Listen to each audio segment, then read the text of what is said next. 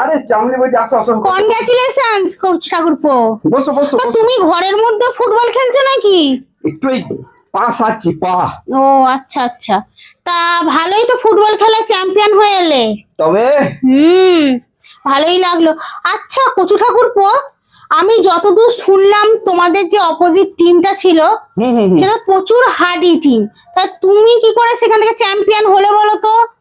আরে সেইটাই তো হচ্ছে ক্যালি চামেলি বদি। এখানে মাইন্ডের খেলা আছে, মাইন্ডের খেলা। বাবা, মাইন্ডের খেলা আবার কি গো? শোনো তাহলে বলছি। আমি যখন ফাইনাল খেলতে যাই তখন আমি দুটো টেরাকে ধরে নিয়ে গেছিলাম। কি, তুমি টেরাকে ধরে নিয়ে গেছিলে? হ্যাঁ, তারপরে শোনো, এবার খেলা শুরু হয়ে গেল। আমার স্ট্রাইকার পায়ে বল বল নিয়ে এগিয়ে গেছে। ওদের গোলকিপার বুঝতে পারছে না, মানে গোলের কাছে চলে গেছে অলরেডি, কিন্তু ওদের গোলকিপার বুঝতে পারছে না যে বলটা কোন দিকে মারবে। ও চাইছে কিন্তু ডান দিকে, কিন্তু ও ভাবছে ডান দিকে মারবে, কিন্তু ওর নজর আছে কিন্তু বাঁ দিকে। ও অমনি বাঁ দিকে মেরে দিল, ও অমনি খপাট করে গোল। ওদের গোলকিপার বোকা, টেরা তো ডান দিকে চাইছে, বাঁ দিকে মেরে দিয়েছে, বুঝতে পারলে? আর এবার গোল, আমাদের যে গোলকিপার তার ক্যালিটা শোনো।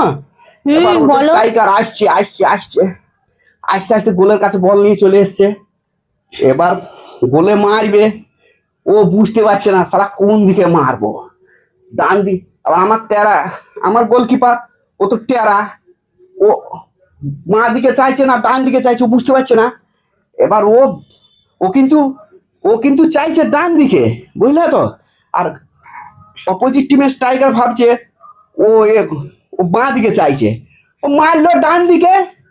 আর আমার গোলকিপার খপাট করে বলটাকে ধরে নিল, গোল বাঁচিয়ে নিল। আমি এক গোলে চ্যাম্পিয়ন। বাবা বাবা, কচু ঠাকুরপো তোমার তো বিশাল বুদ্ধি, বিশাল ট্যালেন্ট। বাবা খুব ভালো ভালো। ফিফি ফুরে, হ্যাঁ, এইভাবেই চালিয়ে যাও। ভালো।